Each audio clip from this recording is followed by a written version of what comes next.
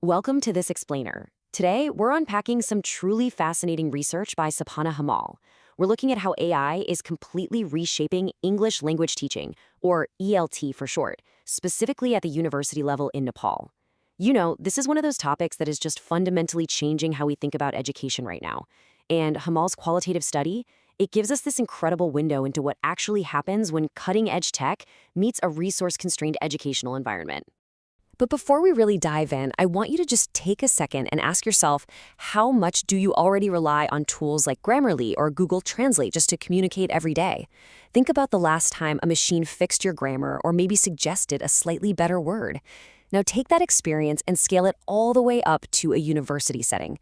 It kind of begs the question, right? Could this technology eventually replace your English teacher entirely? Or does it just change the whole definition of what it means to teach and learn? To figure that out, let's look at our roadmap for today. We'll start with AI in the global classroom, then look at the Nepalese university context, move on to autonomy and better language skills, tackle the training gaps and academic integrity, and finally wrap up with charting a responsible AI future. All right, part one, AI in the global classroom, the rise of tech-enhanced learning. So we're going to start by looking at the macro picture here, where AI has just rapidly transformed educational practices all across the globe. And what we're seeing is a massive global shift away from those older traditional models and moving straight toward 21st century technology-enhanced education. Just think about it. In a traditional setup, you've got teacher-led instruction, lots of manual grading, and mostly localized resources. But jump over to the AI-enhanced classroom, suddenly you're looking at highly personalized instruction that actually adapts to an individual learner's pace and proficiency. You get real-time feedback, and it really promotes autonomous practice. It's a whole new ballgame. And the tools driving this worldwide boom are probably ones you have on your phone right now. We're talking Grammarly, ChatGPT, Google Translate, Duolingo. Globally, these applications are being used in both physical and virtual classrooms to help students autonomously improve their writing, their speaking, and their vocabulary.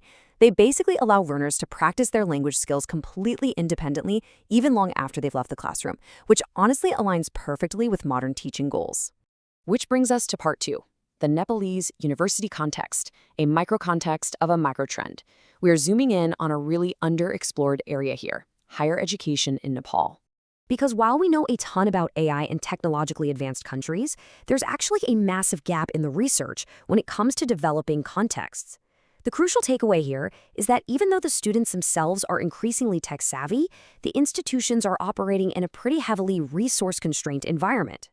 We're talking limited digital infrastructure, unequal tech proficiency, and honestly, a general lack of AI training for educators. And those disparities in internet access and training, they play a massive role in shaping how effectively this technology can actually be used on the ground. So, to really understand this dynamic, the researcher conducted in-depth interviews and classroom observations with a very specific group of 10 people. As you can see, 70% of the group, that's 7 participants, were university students, and the remaining 30%, so 3 participants, were English language instructors. And they purposefully selected folks from institutions where there was already at least some exposure to AI applications, just to get a really clear picture of what was happening. Moving on to part 3, autonomy and better language skills, the undeniable benefits. Now, what's genuinely fascinating about the study's findings is just how immediate and positive the impact of these tools was on the students.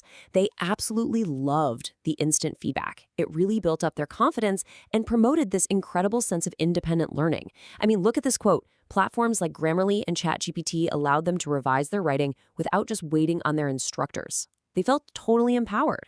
Instead of waiting days for a teacher to hand back a paper covered in red ink, they were getting immediate corrections. And that safety net actually encouraged them to experiment and try out much more complex sentence structures.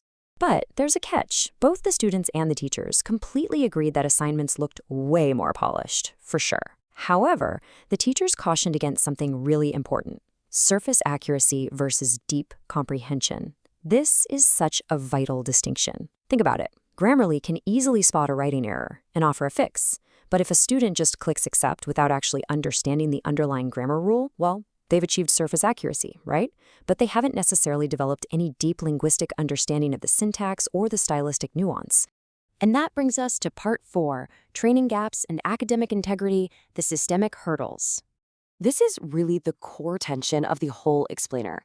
While students are just racing ahead with these tools, the systemic infrastructure is seriously struggling to keep up.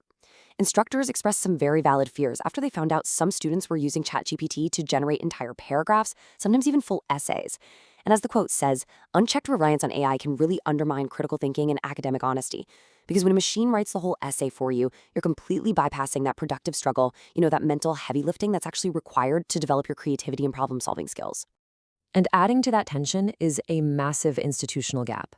All 3 instructors in the study reported a total absence of formal training, 0 institutional policies, and no curriculum integration for AI tools.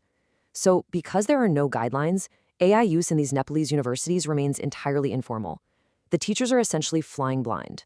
They're having to navigate this massive technological shift completely on their own, often without the necessary digital literacy or teaching strategies to manage this totally student-led AI adoption. So how do we fix this? That's part 5, charting a responsible AI future, the path forward.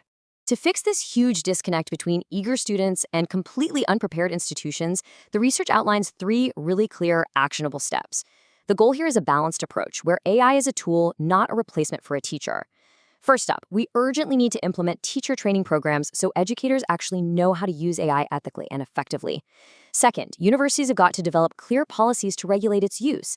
And third, all of this needs to be tied together by directly integrating AI literacy into the curricula. We need students to be critical, informed users, not just passive consumers pressing the generate button. As we wrap up this explainer, I want to leave you with one final thought to ponder, especially as this tech continues to permanently alter how we learn and create.